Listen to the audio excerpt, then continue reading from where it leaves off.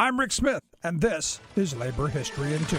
On this day in labor history, the year was 1877. That was the day some of the worst violence of the Great Railroad Strike erupted in Pittsburgh. The strike started days earlier. It's contested as to whether it began in Martinsburg, West Virginia, or Baltimore, Maryland. The strike spread rapidly along the Baltimore and Ohio Railroad to New York State, Pennsylvania, and throughout the Midwest. At its height, the Great Railroad Strike involved well over 100,000 workers. The strike began on the Pennsylvania Railroad on the 19th. Management repeatedly tried to move trains through the yards and was confronted by angry strikers. Pennsylvania Guardsmen were called out. The strikers presented the railroad with their demands. They wanted an end to double-engine trains that required fewer workers, wages reinstated, reinstatement for their fired coworkers, and an end to pay grades. Local militia sided with the strikers and refused to show for duty. When thousands of strikers gathered at the depot, the Pennsylvania National Guard moved unsuccessfully to disperse them. Then they fired on the strikers, killing 20 and wounding 29. The strikers were infuriated by the deadly aggression and drove Guardsmen into a nearby railroad roundhouse. Word spread quickly throughout the city of the massacre, launching a virtual general strike.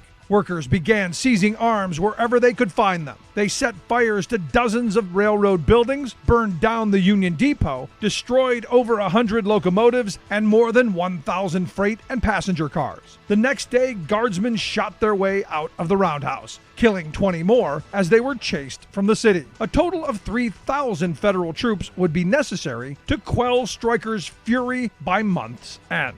Labor History in 2 brought to you by the Illinois Labor History Society and The Rick Smith Show. For more information, go to laborhistoryin2.com.